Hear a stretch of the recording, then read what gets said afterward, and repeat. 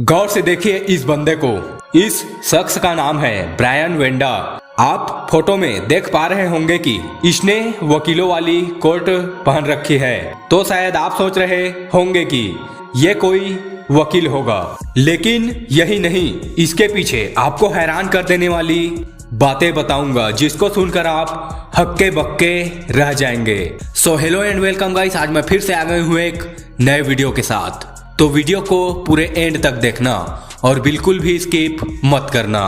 पहला, आपने कभी इस बात पे ध्यान दिया है कि पुराने जमाने में न तो कोई मोबाइल होता था न ही कोई इंटरनेट, लेकिन किसी को अगर किसी भी प्रकार की संदेश या मैसेज किसी को देना होता था तो पुराने जमाने में लोग कबूतर का इस्तेमाल करते थे।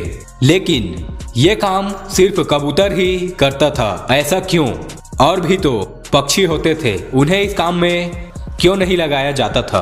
अब तो चिट्ठियां और संदेशों के स्थान पर मैसेज और कॉल से अपनी बात आसानी से पहुंचा दी जाती है, और कबूतर के स्थान पर अब स्मार्टफोन्स ये काम कर रहे हैं। क्या आपने भी कभी सोचा है कि पुराने जमाने में इस महत्वपूर्ण काम के लिए इतने पक्षियों में सिर्फ कबूतर को ही क्यों चुना गया? असल में कबूतर में एक खास किस्म की खूबी होती है। इसी खूबी के कारण कबूतर रास्ते को अच्छे से याद रखता है और रास्ते को कभी नहीं भूलता। यह एक वैज्ञानिक कारण माना जाता है। इसके बारे में बहुत ज्यादा लोगों को जानकारी भी नहीं है। असल में कबूतर कोई भी रास्ता कभी भी नहीं भूलता, चाहे कबूतर उस रास्ते में केवल एक ही बार गया हो। कबूतर कभी रास्ता इसलिए नहीं भूलता है क्योंकि उसकी बॉडी में एक खास प्रकार का सिस्टम होता है जो जीपीएस की तरह काम करता है। इसी जीपीएस सिस्टम की होने की वजह से कबूतर कभी भी अपना रास्ता नहीं भूलता है।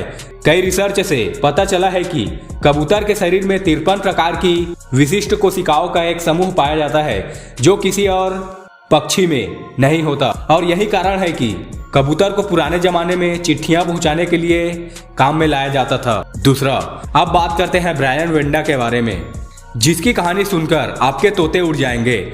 आप साफ साफ देख पा रहे हैं कि इसने वकील वाली कोट पहनी है, लेकिन ये कोई वकील नहीं और न ही इसने वकीलों वाली कोई पढ़ाई की। मैं आपको बता दूं, इसने बिना किसी डिग्री के 26 केस जीते भी हैं। दरअसल इस शख्स ने वकील बनने के लिए ब्रायन वेंडा नाम के एक असली व्यक्ति की पहचान चुरा ली, क्योंकि इसका नाम ब्रायन के नाम से काफी मिलता जुलता था।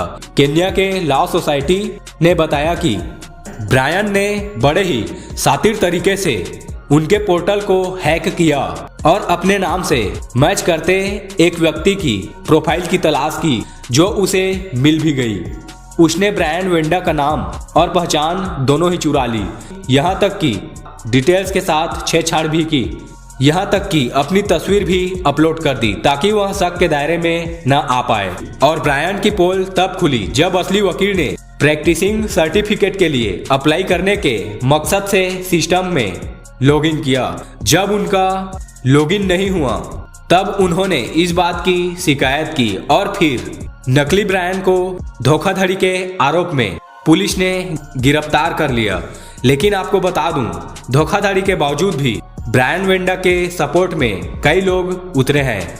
उनकी प्रतिभाशाली दिमाग का तारीफ की और कहा कि बिना किसी ट्रेनिंग के ही वकालत में उतरे और 26 केस जीत भी लिए। फिर ब्रायन को कई बड़े लोगों का समर्थन भी मिला